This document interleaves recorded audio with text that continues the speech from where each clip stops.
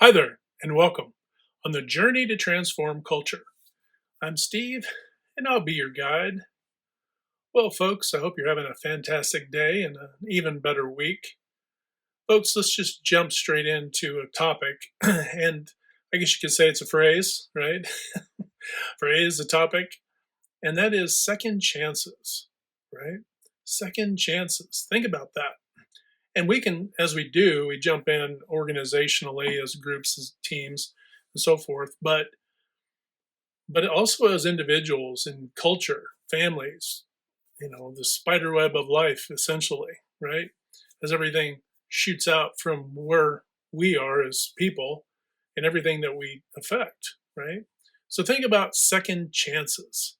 Well, we think about second chances in organizations when we think about individuals who, as we do as humans, that drop the ball, make a mistake, and so forth, and the second chances that we give folks who do that to correct mistakes and a lot of times what happens is if they're non-catastrophic, these are things that help us to adjust, right? So a lot of transformation is hitting a bit of a wall, hitting the side of the river, hitting a side of the road, whatever, and making a correction, right? A course correction.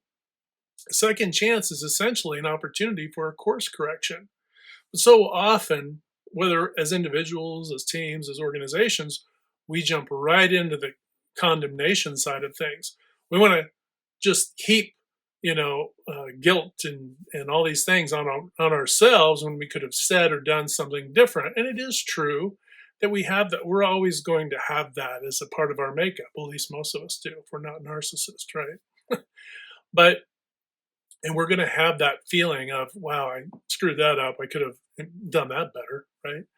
And that's normal, that should be normal. And then using that as an opportunity, and obviously if it's something that you said or did that's a misunderstanding or a functional thing that was done, not to bring in intentional harm, when we own those things, we can't really, I guess what I'm saying is we can't really receive forgiveness, right?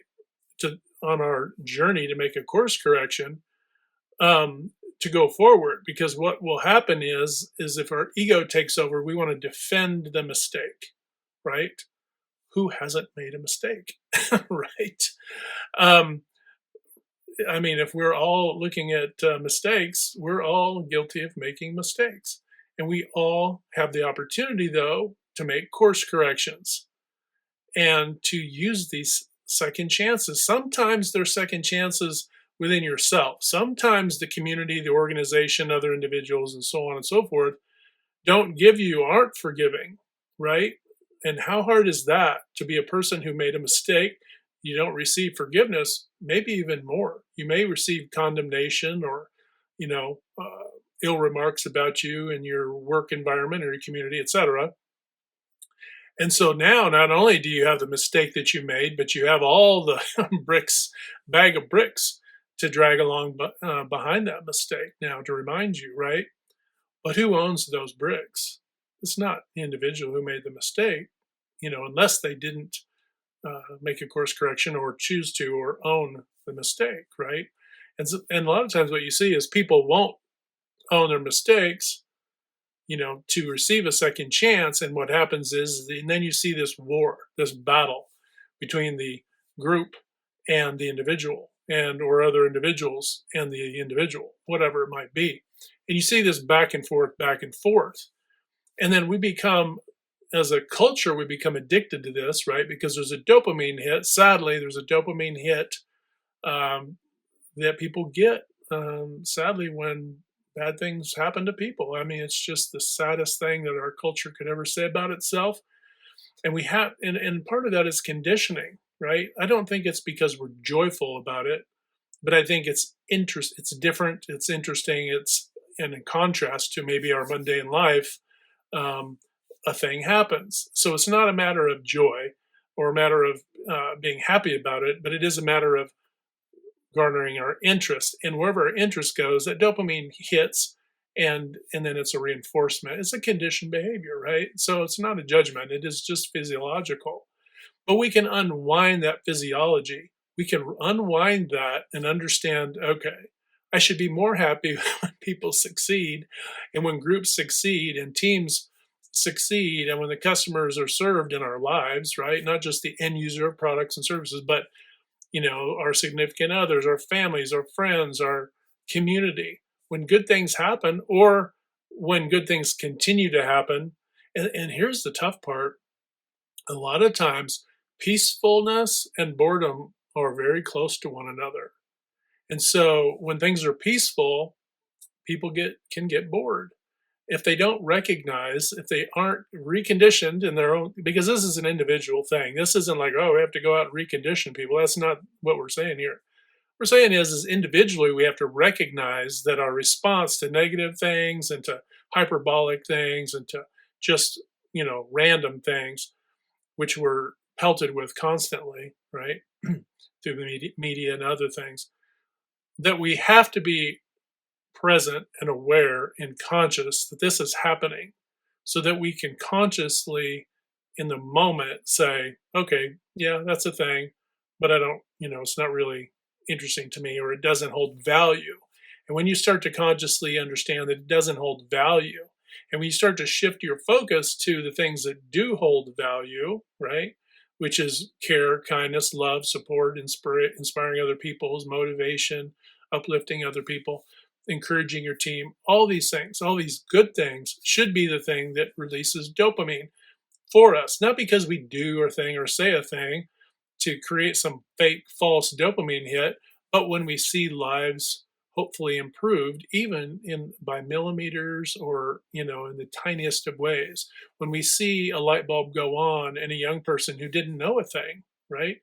That's something to be celebrated. That should be a major dopamine hit when you're helping people in your community, on your teams, in your organization, to cross the bridge between getting those dopamine hits and being so thrilled and excited when something just bizarro happens, versus being really thrilled and excited when good things are happening in a calm way. Right? There isn't this frenetic kind of thing, because quite honestly, on that one spectrum of where chaos and confusion are happening, the dopamine hits are happening, but I believe, and this is my opinion, that this is where anxiety and stress are coming from. It's your nervous system's being overloaded by too much bizarro thing going on that is catching your behavior. And your mind and your body and your whole life has to be able to reconcile all of this, right? And put it into a proper context. And that's a lot of work. And so you're overstressing it over, I guess you could say you're filling up your hard drive and your RAM in your own mind. and and you got to defrag, right? For those who don't know what defrag is, I guess you have to look it up. But got to defrag your computer, right? Reorganize. It's like cleaning your home, spring cleaning, doing those things, and stop removing the clutter, removing the things, and stop being as interested and compelled by things that are just awful and random and just chaotic, and then start to be more excited and thrilled with things that are good, wonderful things, not only achievements and so forth, but music and reading a good story and sometimes watching a good movie, as long as it's not, over stressing you, pegging you out, right? And it's giving you and fulfilling to you to watch it, right? And your mind, your heart, your body know when good things are happening and when chaos and confusion are going on. And I think a lot of times people will fight to get away from chaos and confusion, and then others run into that stuff, right? But we have to realize that sometimes we can, by association, be drug into those things, and now we're pulled into the centrifuge of chaos and confusion. So, how does second chances work into this? Well, to have a second chance is to really stop, be present, and give yourself a second chance. Okay, give yourself a second chance to reassess what's important in your life. Reassess, what you value. Do you value love, care, kindness, uplifting others? Do you care for those things? Are you giving those the central focus of your experience, or are you gravitating to the other things? Or is it the 80-20 rule, right? Maybe you're 80% in the, in the good things, and 20% is just chaos and confusion. Okay. Just to kind of create differences. And we know things like that. We kind of plan for things. So, like, oh, I'm going to go to a concert for a band I really like. So we go and we're not saying, don't celebrate, don't have a good time, don't, get excited. You can get excited, but are you getting excited for a good thing, for a thing that's fulfilling to you and others? Or are you getting excited about things, even if you're not excited, but you're distracted and compelled to things that are not so good, right? The gray area things, right? They can also steal our time, but are kind of funny to regard. Cat videos, animal videos, people doing funny things. Those can be fun, right? Then there's a fine line between that and the more tragic things that can compel us. So today, let's think about this and giving ourselves a second chance. In organizations, how this comes out is there are people who gravitate to drama in your organization. There are people who gravitate toward peace and a calm, smooth flow and predictable outcome to what you're doing. And you're going to have different camps, but you need to realize this and talk to this dopamine hit, because this is more physiological. I want to take it out of there's potentially the willful side of this, but there's also the notion that if somebody was conditioned through their, how they were brought up and the environment they lived in, that chaos and confusion was the norm. Some people, if they grew up in a house full of 7 to 8, 9, 10, siblings, there was probably just a nature that chaos was the natural norm, probably. Not necessarily, I'm over, generalizing, but by far more chaos and confusion than the home with just the one, say, kid or two, right? That's just the number. And I have a theory that is the more people that you add when you're not in a organized and a constructive, purposeful focus, that our IQ tends to degrade, right? I used to tell my son, I said, you're smart, but when you get with 3 or 4 of your friends, the IQ of all of you exponentially drops. Not unlike the OEE in a manufacturing site, right? When the quality suffers and productivity suffers, when everything suffers just a little bit, the overall performance and the outcomes aren't good.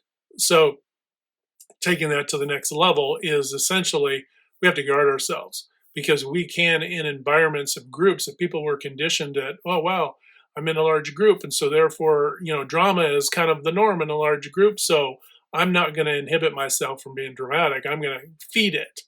Well, this is where you get a second chance. You get a second chance to reassess. Are you feeding the drama? Are you feeding the chaos, confusion? Are you feeding divisiveness? Are you feeding those things? Or are you going to stop and give yourself a second chance? Because if your organization is struggling and there's high, low retention rate, high turnover, then this can also feed into the leadership side of the house. If poor performance and all these things, if I was to assume that it was my team that is creating this chaos and confusion, but is the leadership team doing this? Is the leadership team exacerbating because why? They maybe have been conditioned that in an environment we just press, we don't support and provide resources and cultivate our team. If we are just being dictatorial in a way that borders on negative or is absolutely bullying, right? And this can come from any side of the house or in the middle. But if leadership and leadership team is not guarding themselves, they have a second chance as well, right? They are the leadership team. And if all the memes and literature out there will tell you that it all starts at the top. So at the top, are you taking the second chance? Are you, telling your team, hey, let's hit the reset button this year? And these are some of the things I've noticed. And hey, I'm open. Are there things that I'm saying or doing or not addressing that we need to deal with? Because I want to make sure I'm providing the best resources and the best, the healthiest organizational culture I can possibly provide, with your help, right? It's a team effort. So, all right, folks, second chances. What are we going to do with our second chances? And all of this within, say, an organization or on a team spills quickly out into culture within our families, within our friend groups, and all of that. Are we giving people a second chance? Or are we condemning them and just throwing them away? Do you have a throwaway policy? Somebody screws some up or makes a mistake and you throw them away? It's one thing to avoid toxicity and drama. That's one thing. It's another thing to throw people away rather than allow them to correct their mistakes. But also, too, they have to own those mistakes. You can't forgive something you don't know about, right? So part of forgiveness and moving on and moving forward and healing, right? Healing potential wounds and all these things. The healing has to come once we understand that there was a wound inflicted, how it was inflicted, and then begin to clean it up, and to work through it, right? Can't work through something until we know what happened. We don't know. It's like a doctor needs to know what happened, so they take X-rays and they do all the things, right, and tests and everything else to figure out what happened. It's basically like forensics.